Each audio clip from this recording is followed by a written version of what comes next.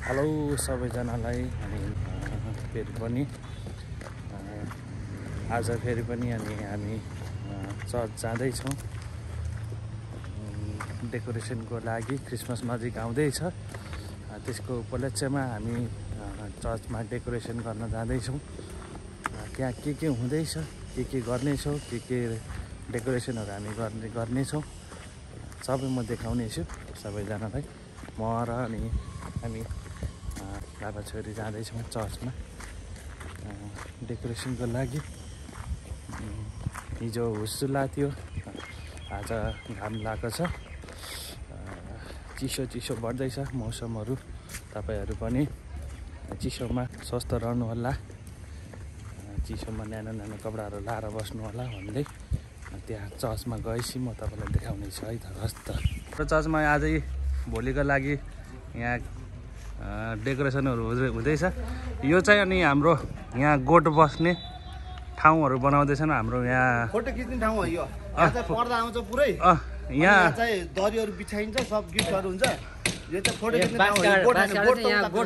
हाम्रो गणेश दाइ यहाँ हुनुहुन्छ, हाम्रो जोयल भाइ अनि उहाँ हाम्रो एकजना भाइ हुनुहुन्छ, हामी हिमाल दाइ। हामी सबै मिलेर यहाँ भोलिको लागि ठाउँहरू बनाउँदैछौँ है त। अनि यहाँ भोलि यता पनि हाम्रो बाउ दाजुभाइहरू हुनुहुन्छ है, हाम्रो बाउ दाजुभाइहरू, हाम्रो अङ्कलहरू केही बोल्नुहुन्छ भोलिको लागि? ल जयमसी सबैजनालाई क्रिसमस शुभकामना कार्यक्रममा यहाँहरू सबैजनालाई स्वागत छ। यहाँ हामी गोठ बनाउने तयारीमा छौँ। गाई किन्न जाने बेला हुँदैछ हाम्रो, हामी गाई किन्न जाने हो। गाई ल्याउने कि के ल्याउने अङ्कल? गाई ल्याउने हो, गाई ल्याउने दुध दिने। अनि त्यसपछि त्यही दुधबाट चिया बनाएर अनि सबैलाई खुवाउने हो भोलि। ल ठिक छ। यही हो हाम्रो भोलि कार्यक्रम हुँदैछ है त। भोलि 11-12 बजेदेखि सम्पूर्ण सबैजना आउन सक्नुहुन्छ, निमन्त्रणा छ सबैजनालाई। अनि भोलिको कार्यक्रम हाम्रो क्रिसमस शुभकामना आदान प्रदान कार्यक्रम भोलि हुँदैछ।